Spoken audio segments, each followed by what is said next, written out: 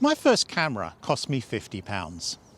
Now that was a long time ago, and it was a film camera and it was made in the Soviet Union. But today, cameras are ridiculously expensive. It seems like the budget level has just disappeared. And that's a bad thing. Let's get into it.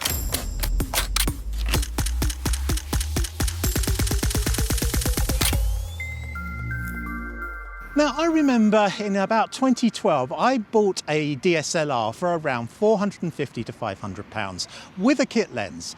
I believe it was a Nikon D5100 and it was an 18 to 55mm lens. And at that time, 15 years ago, even 10 years ago, there were a number of budget level DSLR cameras that you could buy with kit lenses for £450 to £500, dollars or euros. These days, that budget level camera market has gone, and that's not a good thing. We're looking at paying perhaps a minimum of £1,000 to get a reasonable budget level camera with a lens.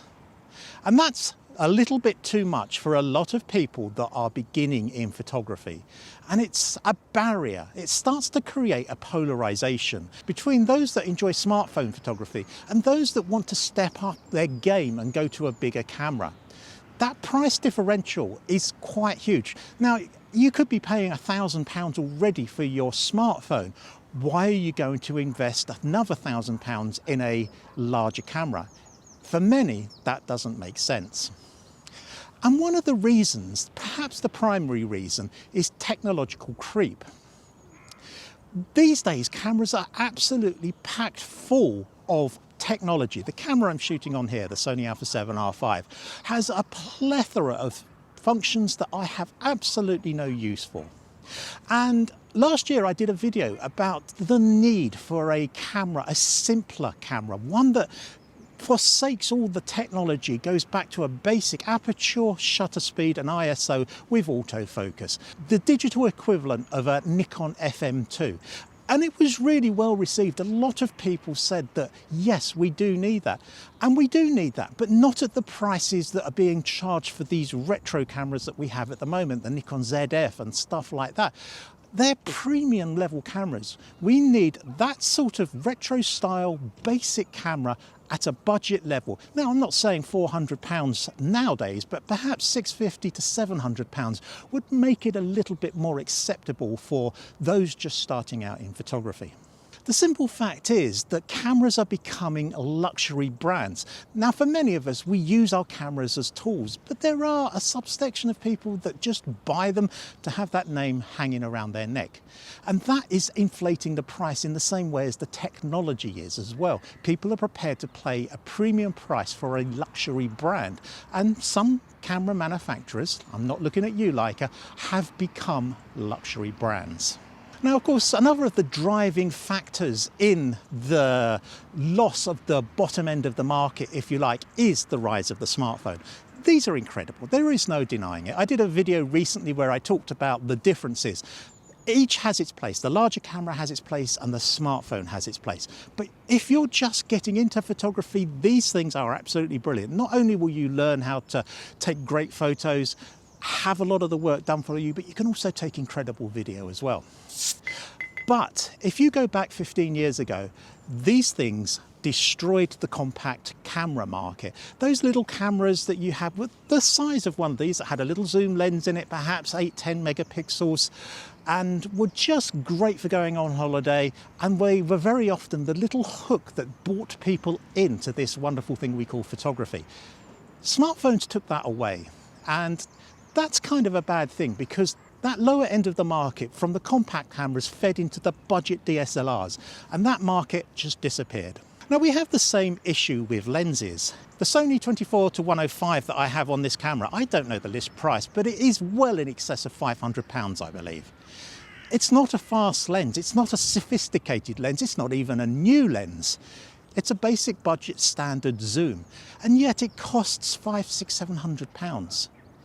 Going back that 10, 15 years ago, you could buy a little kit lens, you could buy a slower zoom lens for £150, £200. You could buy a, say, 70 to 300mm for £350. These days, the camera manufacturers have loaded the technology from the cameras into the lenses. We now have multiple stabilization modes. We have focus restrictions. We have USB-C slots to upgrade firmware. On lenses, do we need that? The budget market for lenses has gone as far as the original camera manufacturers is concerned. However, there is a caveat to this, a silver lining, if you will. That is the rise of the third-party lenses. Now, we've had the likes of Sigma, Tamron and Tokina around for quite a long time now, but they've been joined by a plethora of Chinese companies, all putting out really good quality lenses. Companies like Seven Artisans and Rakina and all these little Chinese manufacturers are putting out amazing lenses for lower prices. Now, they're not the prices that we were expect to pay 15 years ago, but they are significantly lower, often at a similar standard to the original camera manufacturers' lenses. So there is a kind of silver lining to that. So if you're a photographer, the photography bug has bitten you, you're shooting some really great stuff on your smartphone, but you really want to step up. What do? You've spent £1,000, $1,000 on this. Do you want to spend another $1,000 on a camera like my Sony? No, of course you don't. Very often you won't want to. However, that doesn't negate the fact that there are some incredible used cameras out there. The advance of the mirrorless camera has meant that the DSLRs of 10, 15 years ago are now on the market at crazy low prices. And let's not forget, these are brilliant cameras. 18, 24, 33 megapixel cameras with amazing sensors. They're a bit bigger, they're a bit bulkier, but they are incredible cameras. And they are 1/3 of the price that you would pay for a modern contemporary mirrorless camera. So the options are out there. And it's the same with the lenses. Because many mirrorless cameras changed the mounts for their lenses from the DSLR days, we now have a whole plethora of older DSLR style lenses on the market for really, really good prices.